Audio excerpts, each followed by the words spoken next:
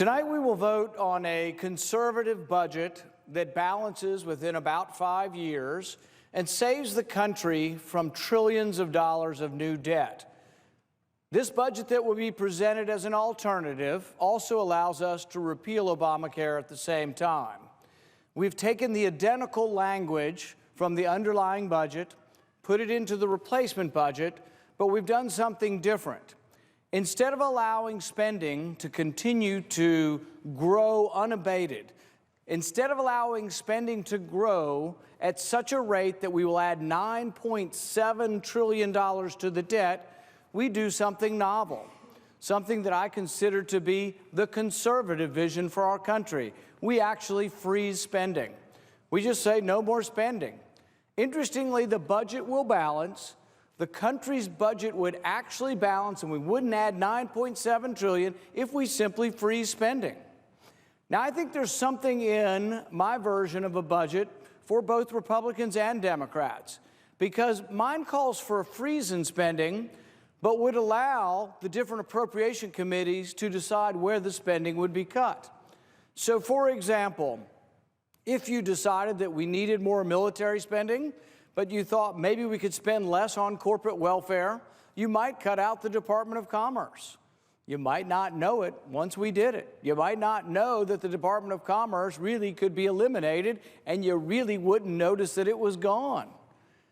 We look at the budget and we look at the spending every year and we recount all of these terrible, wasteful episodes of spending, and yet they never get fixed. Why? Because we continue to give government more money. The current budget that we will vote on will increase spending at about 5% a year. And you will hear from people this Washingtonese, this language that says, well, we're just holding to the baseline. All this is the baseline, son. Just vote for the baseline. Jump on the team and vote for the baseline. The problem is that the baseline's not flat. The baseline is inclined, and that increase in spending every year is what's bankrupting the country. Spending is going up at about 5% a year. That's what the baseline is.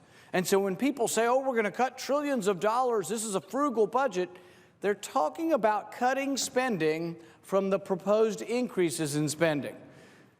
To illustrate that, the budget that I'm offering isn't even a cut of any kind. It's a freeze.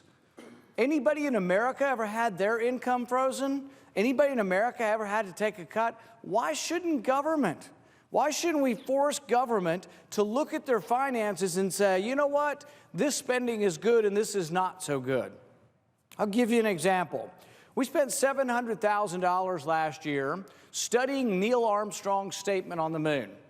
Neil Armstrong landed on the moon and said, one small step for man, one giant leap for mankind. And your government, in its infinite wisdom, spent $700,000 to study that, to determine whether Neil Armstrong said one small step for a man or one small step for man. And after spending $700,000, your government concluded that they still don't know. They spent $500,000 studying selfies. If you take a selfie of yourself and you smile, will you feel better later? They spent $2 million studying whether or not if you're standing in food line at a buffet and the guy in front of you sneezes on the food, are you more or less likely to want to eat the food? You can't make this stuff up. And yet, the budget that we're being offered does nothing to fix any of that. It just puts a stamp down and says, we're going to keep doing things the same way we have always done them. Well, my friends, I think we should do things differently. I think a $20 trillion debt is alarming.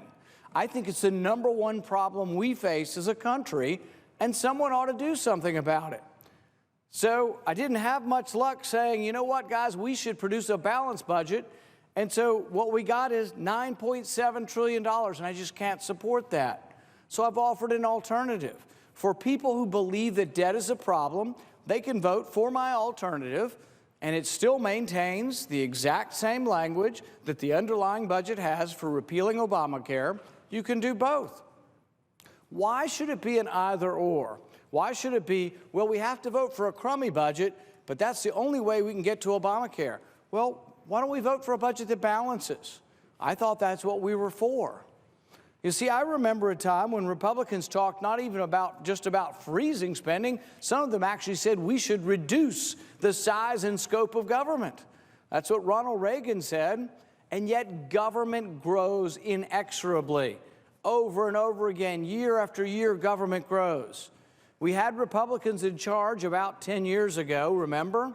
George W. Bush was president. We controlled, I think, both branches for at least one period of time.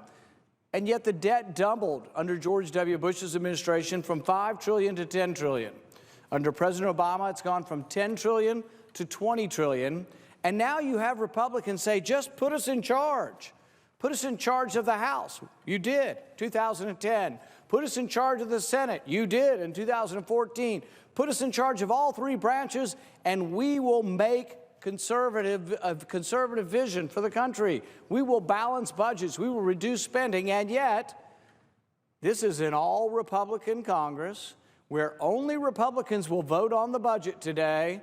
And yet, we're going to be voting on a budget that will add $9.7 trillion. Now, I'm told by some, well, you know what? This really isn't a budget. We're going to call it the vehicle to repeal Obamacare. Well, that's not what it's called. It's sitting right here. It's called the concurrent resolution on the budget for 2017 because, whoops, we didn't get to it last year, but we're getting to it this year. So this is a budget. It does have numbers in it. And I think the numbers in the budget are of significance. I think when we look at the numbers, we should make them mean something. But people say to me, they say, well, the numbers don't mean anything. Just vote for it so we can repeal Obamacare. We got to repeal Obamacare, so just vote for the numbers, no matter what they are. And I guess my response is, if the numbers don't mean anything, why don't we put good numbers in there? If the budget is inconsequential and means absolutely nothing, only Republicans are going to vote for it. Why don't we put numbers in there that lead to balance? Because then we could go home to the people who voted for us and said they wanted us to balance the budget and said they wanted us to restrain spending, and we could say we did what you told us to do. Instead, I got to go home and tell people that the Republicans introduced a budget that'll add $9.7 trillion. Now, I am told, oh, we're going to do a better job, and about 3 or 4 months from now, we'll do it again. But I tell you what I fear is in 3 or 4 months, when they come back to do this again, they'll say, well, you already voted for it once. Why not vote for it again? It's the same thing you voted for last time. It's just the baseline. Well, the baseline's not flat. The baseline's increasing at 5% a year, and that's a problem.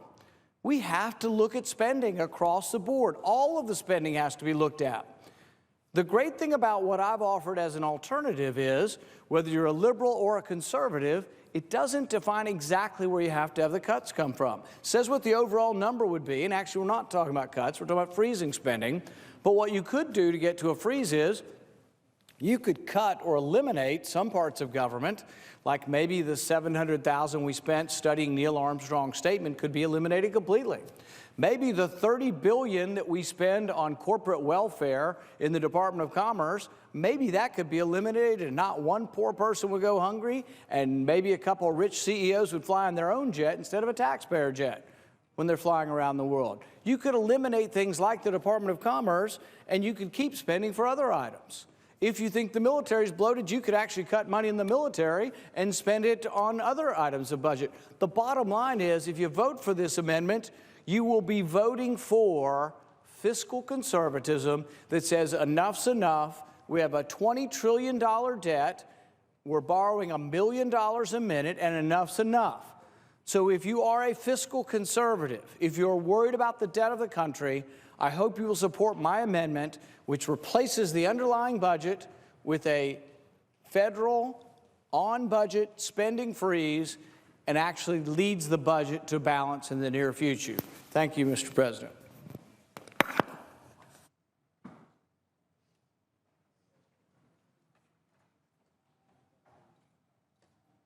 Mr. President. Senator from Wyoming. It's my understanding that there's 2 minutes equally divided now between the proposer and the opposition.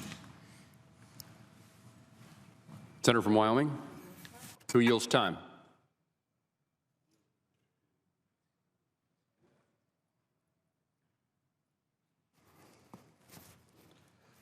Mr. President. Senator from Kentucky.